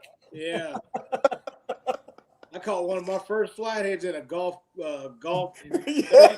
pounder. And it seemed like they hold the best fish, you know Yeah. what I mean? Yeah, because they don't get fished. Yeah. Besides us Yeah. illegal pond hoppers. Yeah. Man. Good old days. I bet just about every catfisherman, probably about every fisherman, has snuck into a pond before. Now, Yeah. whether they admit to it or not, I'm just here to tell you I've done it. Oh yeah. I've done it plenty of times. That shows you the signs of the time, though. I remember we had a community pond where I used to live, and I wore the catfish out in there. One night, man, nothing to do. The buddies are all gone. I'm going fishing. Soon though, I get over there, 3-pole, and I know he could hear him. One of the neighbors heard the fish splashing. The cop comes over. Are you ready to go to jail? No, sir. How many you catch? Well, don't stay here too much longer. Just go on and get on out. Stuff now. I wasn't in the house. We didn't have the electronics. It was. Mm-hmm. That's all it is fish as a kid. Yep. If you did that in these day and age, the Oh cop, man. Oh yeah. Oh my God. Dangerous now. Yeah. yeah, no doubt. John Wayne says, "Come on down to South Carolina and let's get on a gator." The gator. John Wayne's a gator fisherman. Justin Cox, I'm still hoping to come with you Sunday. Come on, buddy. We got a big warm front coming. It's going to change everything. It's going to blow our best 2 weeks of fishing, but I think we should still be able to get them pretty good. It's not going to be a biomass type fishing day, but the realest fishing said y'all need to come fish for the redfish here. Buddy, I've done the bull reds, went down to Matagorda. One of the best nights of my life ever fishing. For bull reds? Bull reds, yes. We didn't catch anything under 30 inches that night. We caught all big. Me, Trent. What time of year was it? October. Okay. And September, October is normally when they run. So you talking about, I've never been tired and slept like so good from being tired from fishing. Just one wore you out. You go to the room and collapse. What do y'all do with them? We released, Yeah, us too. 9.9% we released. Yeah, they don't taste very good. No. Now, do they have worms in them? What's the myth about that? So and it's funny you say that. I watched a guy clean. So we stayed on in an Airbnb on the Colorado where it dumps into the Gulf. Mm-hmm. There's one of the neighbors was cleaning one. Some of the cleanest looking fish I've ever seen. I didn't see any worms or nothing like that, or nothing that he took any extra precautions. But that man, he was skillful with the knife, so you can tell he's been doing it for years. No electric, a real a handmade fillet knife. Right. And the way that man was cleaning the fish off their bones was just amazing.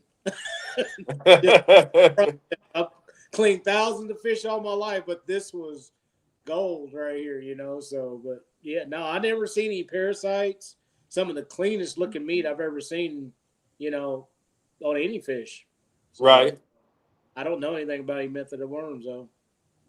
Yeah, I don't either. But I don't really care for redfish.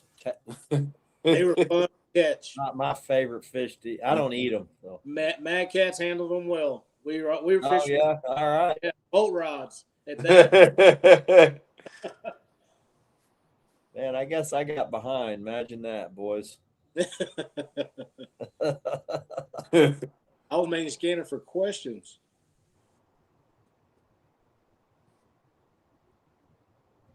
All right. Jimmy Floyd says, "Hey, we got a Jimmy Floyd custom knife to give away. Hopefully, we won't forget. We'll give that away soon." Y'all don't know Jimmy Floyd. He's a knife maker here in Texas. He's one of our show sponsors, one of my fishing buddies. He makes these badass knives. He made this one for me. He's made me about 8 knives, but this is one of them. This is the Slime Show knife. That's sweet. He made this as a bait knife. I told him I can't use that as a bait. No way. So he made some stainless ones, and we've been giving these away on the show. Oh, yeah. Nice little bait knife. Yeah. Says Slime Lover. Got a catfish on there. I don't know if y'all can see that. Yeah, that is sweet. Laser engraved. Jimmy Floyd custom knives. Pretty awesome. He's a good dude. Good friend of mine. Eagle Eye Sienna said giant bait is an understatement for y'all. I went with Trent last trip, and we're all good buddies and fishing buddies. Went with Trent. He's like, "What do you think about this bait?" He had a buffalo, a fillet of buffalo. Yeah. Not a 20-pound buffalo. Yeah. He had the whole fillet. Yeah. That thing was almost 2 feet long. I mean, dude, it was like this long. He put the whole thing on. The whole thing. Go big or go home. Oh man, I looked at him. I said, "I like it. I like it." Now, how big are y'all normally using running y'all baits? I'd say most of my baits are about 10 inches. After I cut them down, like I'll chop the tail off. I like to use a stinger rig, so I'll put I don't know if I got any.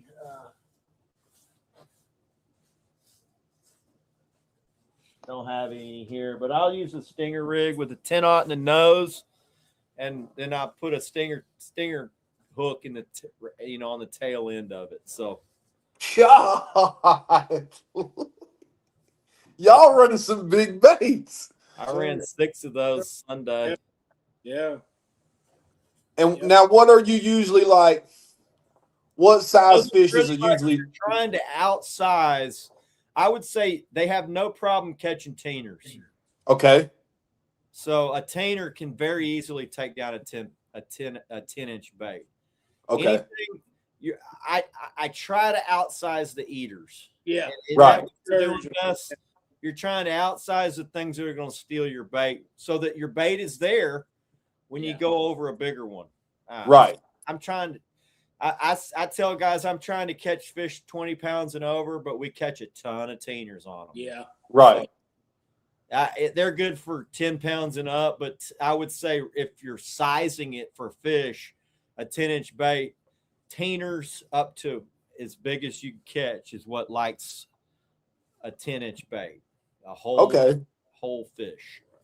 Wow. The only thing I do is I'll fillet them down one side to open them up. I chop the back tail off, and then I clip all the fins just so there's nothing to helicopter into my hooks.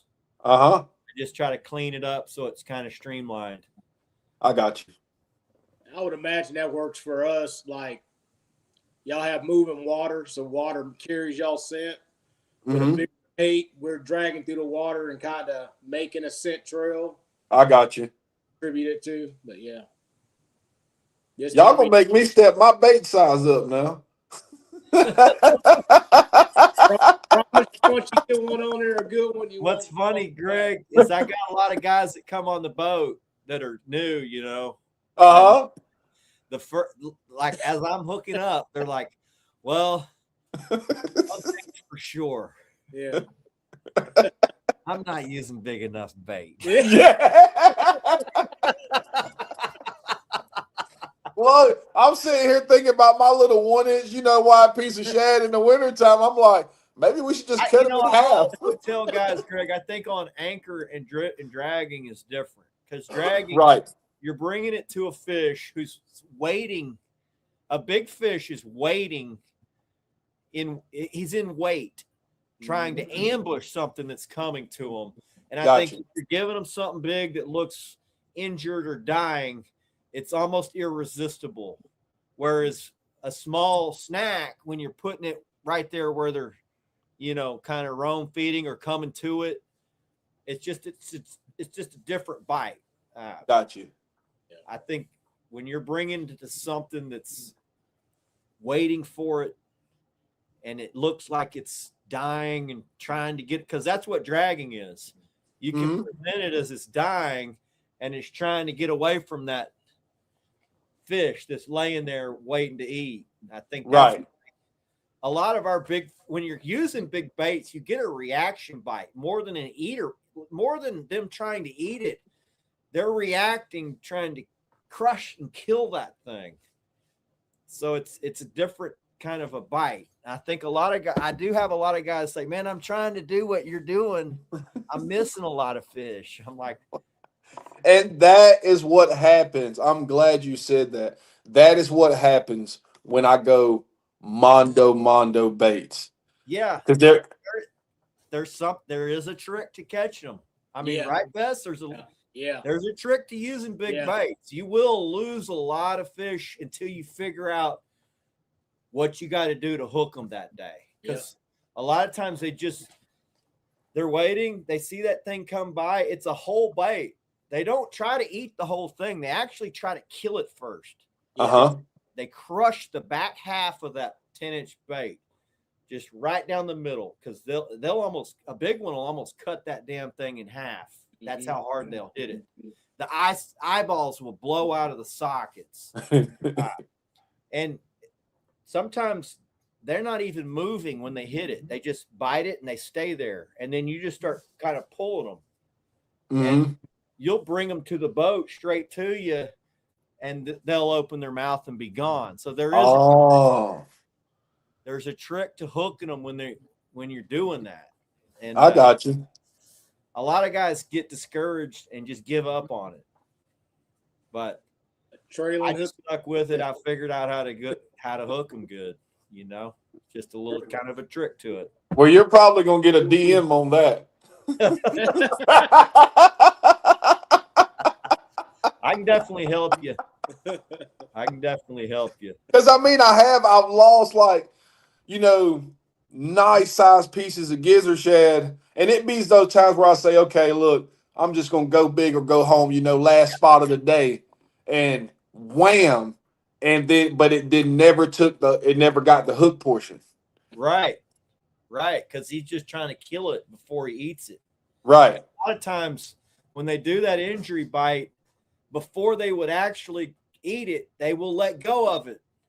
And then they're like a shark. They'll come and bite the hell out of that thing. And then they'll let it go and kind of let it die, be injured. And then they'll come back to eat it.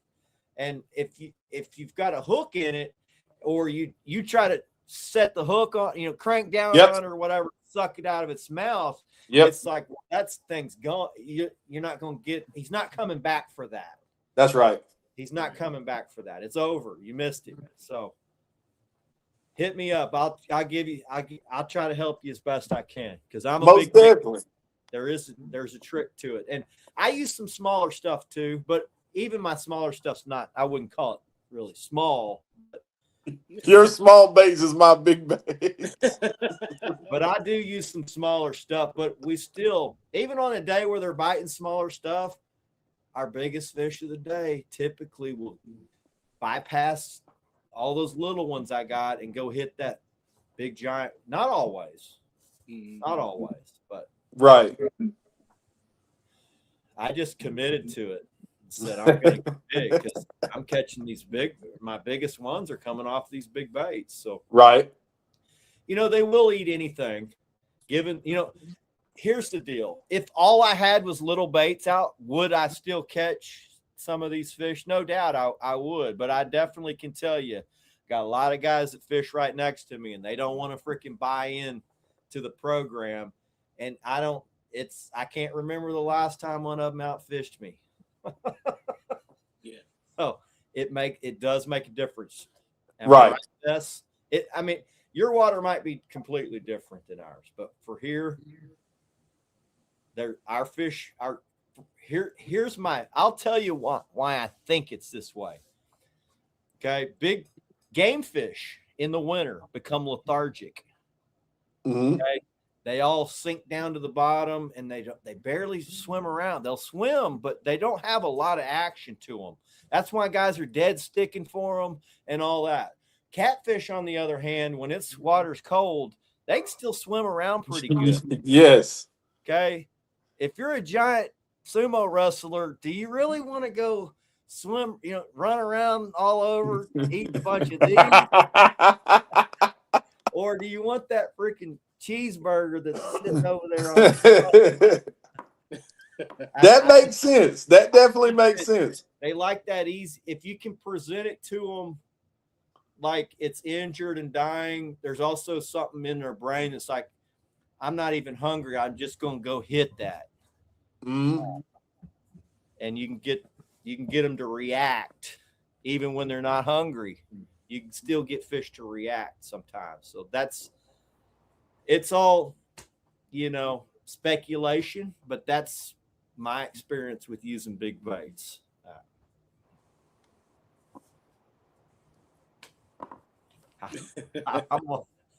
It works for me.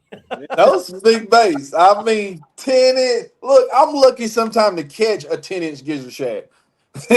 So Yeah, but you're allowed that's to use two baits. That a 10-inch gizzard shad, 2 baits. Two baits. We'll take one fillet off of him. That's a bait, and the whole body section, and the other fillet is a whole nother bait. You know what? When I find out this trick of hooking them, I'm going to do a trip. And I'm going to dedicate it to just monster baits the whole time. Do it. And it's more of a, for us here in Texas, it's a cold water thing. So I got you. Water 60 and below, your chances are optimal for. Yeah. And I'll tell you this: as the water gets down into the 40s, oh man, my freaking baits have gotten giant. Yeah. Okay. I am massive on my baits. Yeah. Because everything starts grouping up really thick and heavy, and the game fish kind of all start moving out deep, just kind of laying there. That's when I'm going my biggest. It's like right now is usually would be my biggest. Yep. Well, I'll tell you, I'm definitely going to try it because I'm one of those guys who's not afraid to try new things. You know what I mean? I just don't want to get so stuck into trying one thing that you don't try out different things. And what y'all have been explaining to me, I mean, it does make sense. So that trip is coming with Mondo Baits. It's coming. Yeah, I tell guys there's something to it when you're about to sling that bait out and you got it over your shoulder and you show it to the guys on the boat and everybody goes,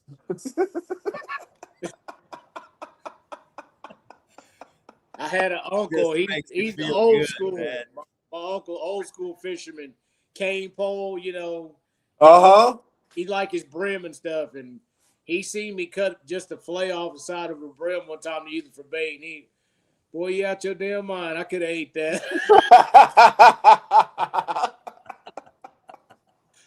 But he was happy he caught a 30-pounder too off of it. So yeah. Now those flathead fishing in the summertime and springtime, fall, whatever the case may be.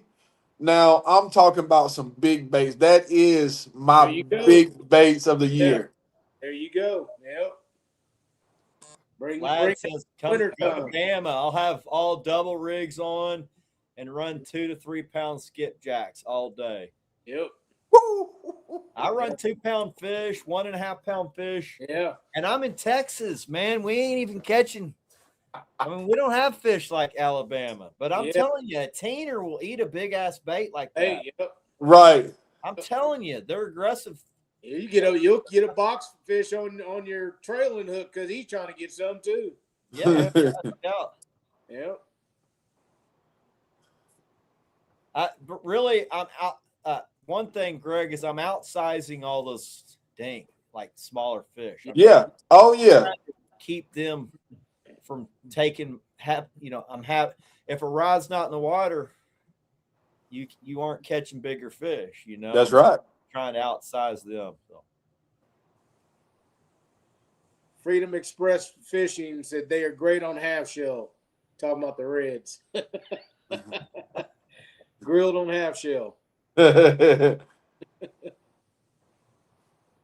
You'll love that double hook, right? Especially on a day they are short biting. Yep. There's no doubt. But Brandon, on big baits, they injury bite more than more. I mean, out of 5 trips, you might have one that inhales the whole bait. They typically try to bite the back half of the bait in half. Yep. It's just they're trying to kill and crush that thing before they eat it. So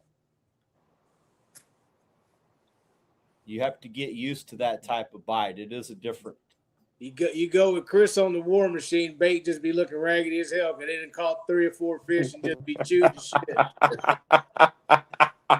Is that even bait anymore? It looks the freshman on. I'm like, dude, we just caught 5 fish off of that. No.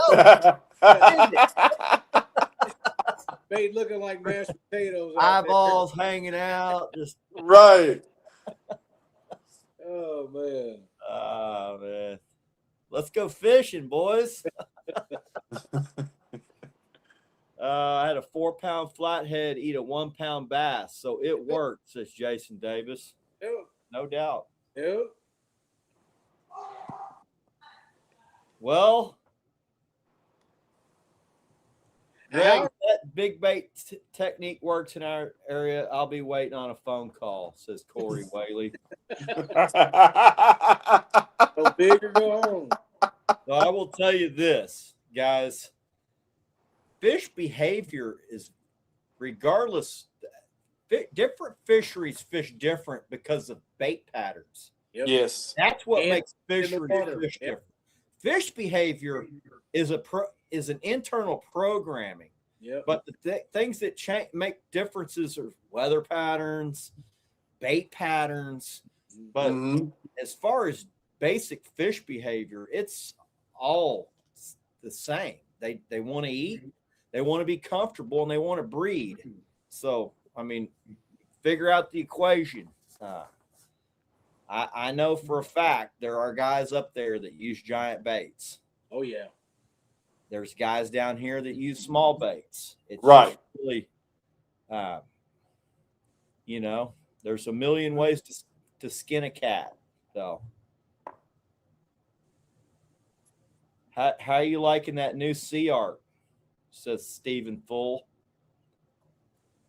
Greg, he said, liking your say what, buddy? I love it, man. I absolutely love it 100%. A little bit of the backstory to that boat is I built that boat in my backyard. Oh, wow. From the ground up. I sold a perfectly good working boat, to start with the whole,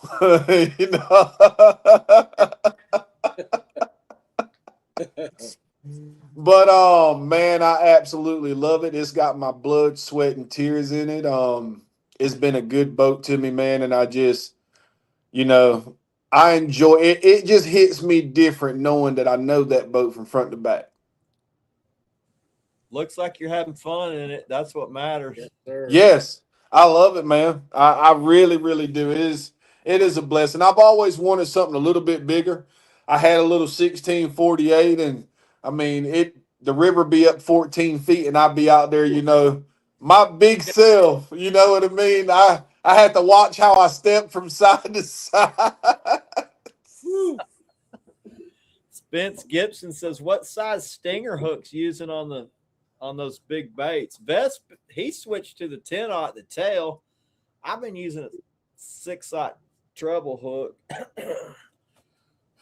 Sorry to say, but Basco got the new 2.0 as my new trailing hook. Worked out pretty good last week. Okay.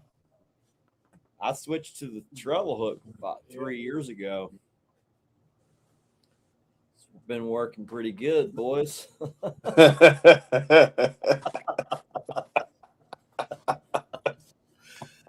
Oh man, I don't have a.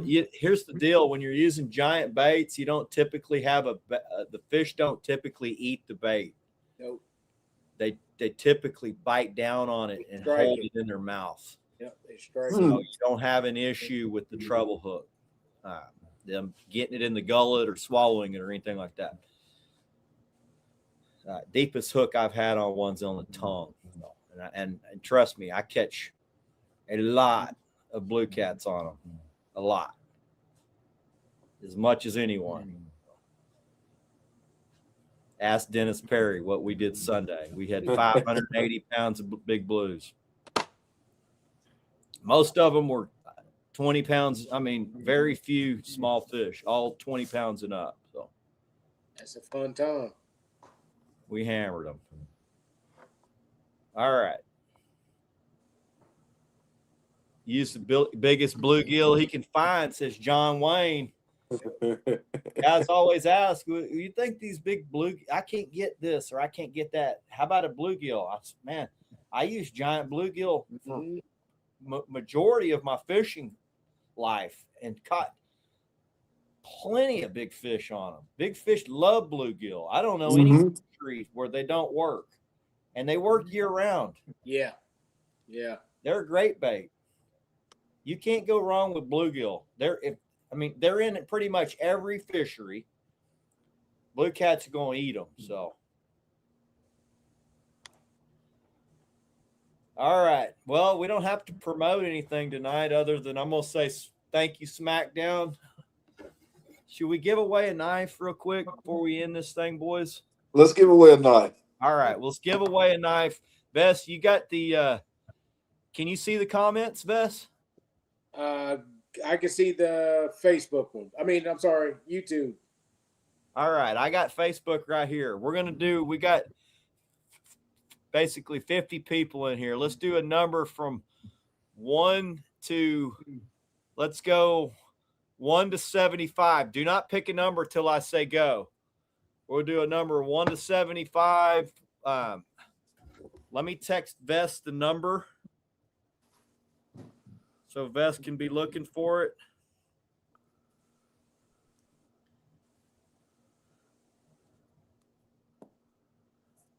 Tonight, let's go with.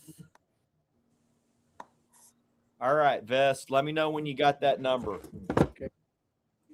All right. We're going to go 1 to 75, closest one or the one that hits it. When I say go, you can start guessing. When I say stop, stop. When I see the number, we're just going to go ahead and go. One pick each, please. This gets out of hand sometimes. This is for the Jimmy Floyd custom bait knife. All right? I'll type. When I say go, you go. Go.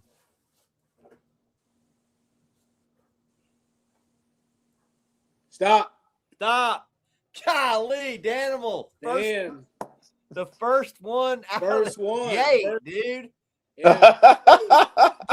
Damn. How lucky is that quick? Dang. That was quick. That was quick. The first guess. A lot of giveaways. I have never had somebody guess like that. Yeah, not on the first one. Dan, you better run down and get you some lotto tickets, bro. All right, Dan, hit me up. I'll get this out to you. Anything you'd like to promote, Greg? You want to promote your Facebook page? You got a TikTok and all that? Why don't you? I got TikTok. I'm not on TikTok as much as I used to be, but I'm mostly concentrated on Facebook right now. That's one of my biggest things is I'm on Facebook right now. So if you wanted to shoot over there, it's just Greg Blue. I do have a secondary page, but I'm not on that one. That's just in case something happens to the other one. Okay. Gregory Blue on Facebook. When you go in on TikTok, someone was asking earlier. Man, I'll be honest with you. I am locked in on Facebook right now. Yeah. Yep. I tried to do a little TikTok. That's not enjoyable for me. Yeah. I gave up on YouTube. We do have the show on YouTube. I used to make videos, but I just like fishing, man. I'm about Right. to fish and trying to help guys. We do like doing that. That's what the show's about. So Yeah, definitely. Vess, where can they find you, buddy boy? Facebook. That's all I do is a little bit of Facebook. Birds, Facebooker. fishing, and a lot more fishing coming. That's right. He's fun fishing mostly these days. You still Yes, do a little guiding, don't you? Yes, sir. Yeah. If you want to, I don't know if Vess wants me to say this, but if you want to go fishing with Vess, he's one of the best anglers I know. Hit Vess up on Facebook. He might charge you. Hell, he might not. I don't know. Depends how friendly you do a are. lot of charity fishing. People trapped on fishing piers and all the boats coming in. Hey, man, put that shit up. Let's go. You know. Man, I've met some good people doing that. Good people. I agree. Some of my best friends I've met just through they asked if they could come fish. Yeah. And I said yes. I have a hard time turning people down that want to go fish. So right. Yeah. Just don't ask me when we're coming back. That's the quickest way not to go again. Right there. Exactly. Brandon Ladd, I'm gonna take you up on that one, buddy. If I ever make it out your way. Right? Yeah. I'll definitely be hitting you up. And any of you guys want to come fish with me, Best already knows. We fish a lot together. So we're gonna keep doing it because it's fun. That's the way it is. Greg, you want to come fish for Gator Gar? Let me know. We'll get something set up. That's something we need to get into works, man. To tell you the truth, I've never been to Texas neither. Oh, you'd love Texas. It's good people here. Here's the thing: you froze up. Like you the traffic, to come now.